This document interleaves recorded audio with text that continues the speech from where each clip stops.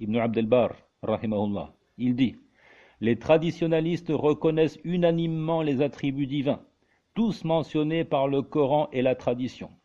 Ils y ont foi et les lisent dans leur sens propre, non pas au figuré.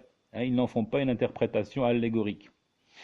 Si ce n'est qu'ils ne définissent aucune modalité et ne délimitent aucun attribut. Donc ils confirment les attributs dans leur sens propre, ils confirment le sens porté par les termes dans la langue arabe, sans s'interroger sur le comment, sur la modalité des attributs.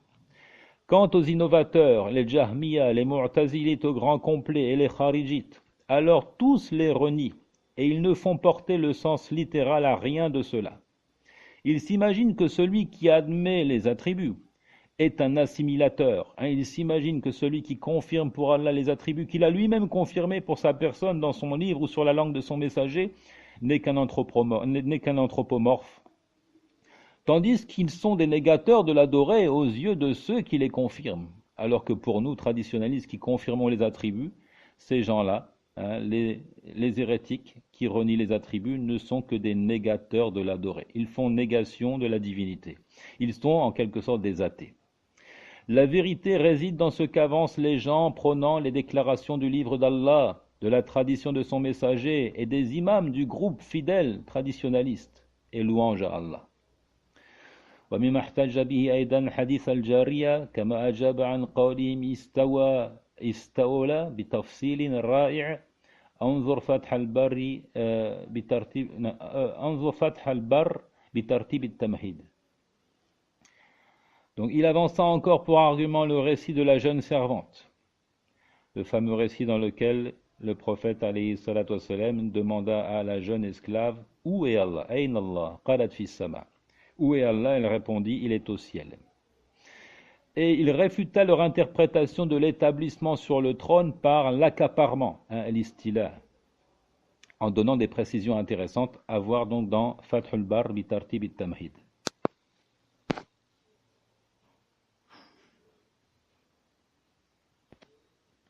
Donc nous autres traditionalistes concevons parfaitement que l'on puisse poser la question où à propos d'Allah tabaraka wa ta'ala, puisque le prophète alayhi salatu wasallam lui-même a dit où est Allah, et seuls les hérétiques renient et refusent cette question. Et un contemporain a d'ailleurs dit si tu veux savoir qui est le soufi, alors pose-lui la question Ayn Allah, où est Allah? Car si la réponse est Allah est en tout lieu, Inna Allah fi kulli makan, tu sauras que tu as affaire à un soufi et non pas à un traditionnaliste. Wallahu a'lam.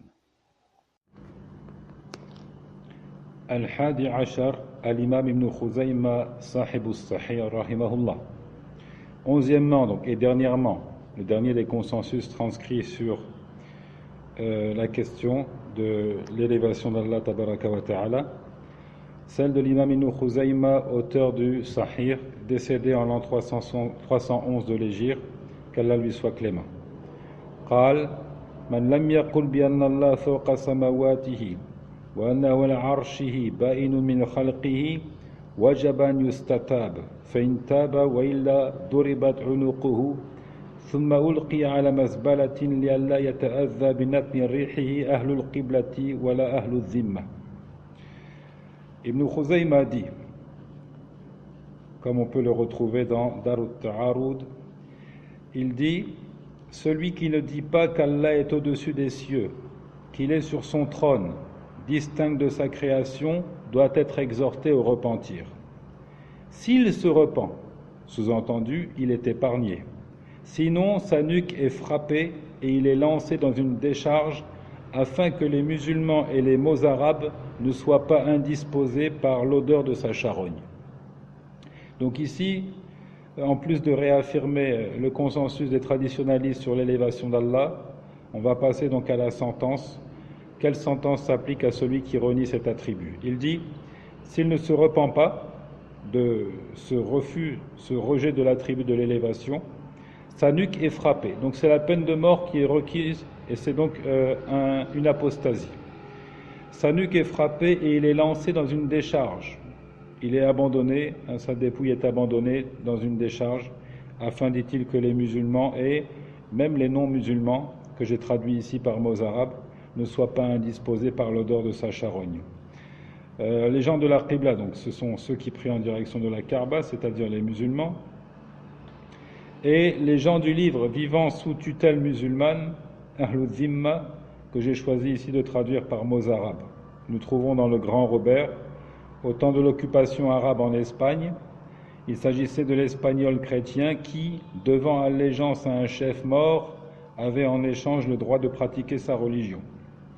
Et on trouve encore dans le livre Une histoire inattendue des Arabes en Espagne à la page 63, mots arabes, c'est-à-dire chrétiens assujettis et plus ou moins arabisés. Donc Ahlul Zimma, je l'ai traduit ici par mots arabes. قال عنه الذهبي في السير الحافظ يعني يتكلم عن ابن خزيمة الحافظ الحجة الفقيه شيخ الإسلام وإمام الأئمة نقل عنه قوله من لم يقر بأن الله على عرشه قد استوى فوق 7 سماواته فهو كافر حلال الدم وكان ماله فيئا انتهى. L'imam al-Zahabi dit de lui dans As-Siyar, Siyar wa Alam al-Nubala, il parle de Ibn Khuzayma, il dit le grand collecteur de narration, l'argument dressé contre la création, le jurisconsulte, cher de l'islam, imam de tous les imams. Et il transcrit de lui cette parole, quiconque n'atteste pas qu'Allah s'est installé sur son trône au-dessus des 7 cieux est un mécréant dont le sang n'est pas frappé d'interdit et dont les biens constituent un butin, dont les biens seront redistribués, rejoindront donc le trésor public musulman. Évidemment, cette sentence de mise à mort et autres, elle revient à l'autorité en place. Elle n'est pas donnée à tout un chacun. Le musulman ne fait pas justice lui-même. Cette affaire est renvoyée aux tribunaux islamiques et ce sont ceux qui en ont les compétences qui doivent appliquer cette peine. Donc, autrement dit, dans un État qui n'applique pas la charia, il n'est pas question, n'est-ce pas, de frapper la nuque d'un individu qui renie l'élévation d'Allah. Il dit ensuite قال الحاكم في معرفة علوم الحديث سمعت محمد بن صالح بن هاني يقول سمعت أبا بكر محمد بن إسحاق بن خزيمة يقول من لم يقر بأن الله تعالى على عرشه قد استوى فوق 7 سماوات فهو كافر بربه يستتاب فإن تاب وإلا ضربت عنقه وألقي على بعض المزابل حيث لا يتأذى المسلمون والمعاهدون بنتن الريح جيفته وكان ماله فيئا لا يرثه أحد من المسلمين إذ المسلم لا يرث الكافر كما قال صلى الله عليه وسلم. La parole de Ibn Khuzayma telle qu'elle ressort du livre Ma'arifatu Ulum al-Hadith, transcrite donc par Al-Hakim, est la suivante. Donc c'est à peu près la même chose que ce qui vient d'être cité, à quelques différences près dans les termes. Ici c'est Al-Hakim qui nous transcrit ces propos d'Ibn Khuzayma dans Ma'arifatu Ulum al-Hadith. Il dit: j'ai entendu Muhammad ibn Salih ibn Hani dire, j'ai entendu Abu Bakr, Muhammad ibn Ishaq ibn Khuzayma dire, celui qui n'atteste pas qu'Allah est sur son trône, qui s'est établi au-dessus des 7 cieux, mécroit en son Seigneur. On réclame son repentir. S'il se repent, sinon sa nuque est frappée et il est lancé dans une décharge de sorte que les musulmans et les gens du livre ayant pactisé ne soient pas indisposés par l'odeur répugnante de son cadavre. Ces biens constituent un butin et aucun musulman n'héritera de lui, étant donné que le musulman n'hérite pas du mécréant, comme l'a dit le prophète, à lui les éloges et le salut. قال عبد الله بن أحمد في السنة حدثني أبو الحسن بن العطار محمد بن محمد قال سمعت محمد بن مصعب العابد يقول من زعم أنك لا تتكلم ولا ترى في الآخرة فهو كافر بوجهك لا يعرفك أشهد أنك فوق العرش فوق 7 سماوات ليس كما يقول أعداء الله الزنادقة. Abdullah ibn Ahmad dit dans son ouvrage As-Sunnah au numéro 168, Abul Hassan ibn al-Attar, Muhammad ibn Muhammad m'a conté. J'ai entendu Muhammad ibn Mus'ab al-Abid dire: celui qui s'imagine que tu ne parles pas, donc ici il s'adresse à son Seigneur en disant, celui qui s'imagine que tu ne parles pas et que tu n'es pas vu dans l'au-delà, mécroit en ta face et ne te connaît pas. Donc celui qui renie ces deux attributs que sont la parole d'Allah et la possibilité pour les croyants de l'apercevoir dans l'au-delà, mécroit, il dit. Celui qui s'imagine que tu ne parles pas et que tu n'es pas vu dans l'au-delà, mécroit en ta face et ne te connaît pas. J'atteste que tu es au-dessus du trône, au-dessus des 7 ciels, non pas comme le disent les ennemis d'Allah, hérétiques, ou encore athées, zanadiqa. Zanadiqa, c'est le pluriel de zindiq, c'est un terme d'origine perse qui a le sens, comme je viens de dire, de mulhid, ou bien munafiq, d'hypocrite, ou encore d'athée et d'hérétique.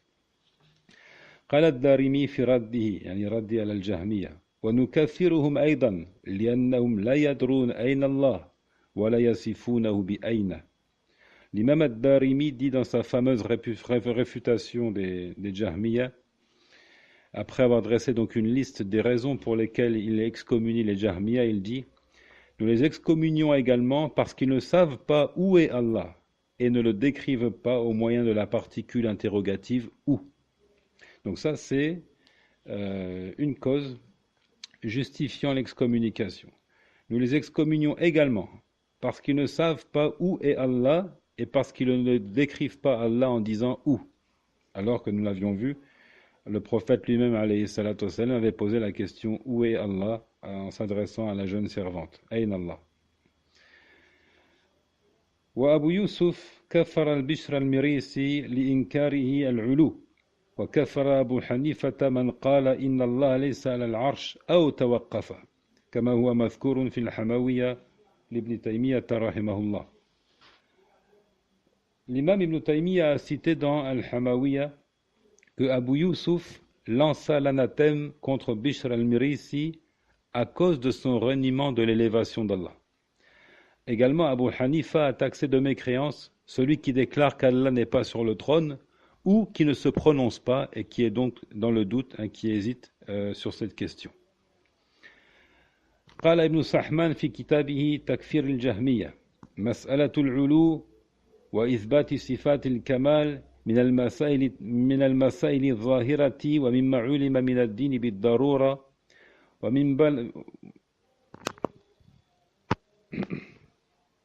Il dit donc مسألة العلو وإثبات صفات الكمال من المسائل الظاهرة ومما علم من الدين بالضرورة ومن بلغه القرآن فقد قامت عليه الحجة وإن لم يفهمها وإن عاند وزعم أن ما عليه هو الحق فهذا كفره أوضح من الشمس لا يتوقف في كفره أو لا يتوقف في كفره من عرف الإسلام. Le cher Ibn Sahman qui dit dans son livre L'excommunication des Jahmiya, la question de l'élévation et la confirmation des attributs de perfection relève des points bien apparents et de ce qui est connu à l'évidence dans la religion. Celui qui a reçu le Coran s'est vu édifié, même s'il ne comprend pas l'évidence. S'il dispute et s'imagine être sur la vérité, alors sa mécréance est plus claire encore que le soleil, et aucune personne connaissant l'islam ne se retiendra de juger de sa mécréance. Donc là encore, Ibn Sahman rahimahullah qui confirme la mécréance de celui qui renie l'élévation et d'une manière plus générale tous les attributs de perfection. Et Ibn Sahman donc confirme le fait que le Coran soit suffisant pour édifier sur ces points en particulier. Celui qui a reçu le Coran a reçu l'argument et s'est vu édifié.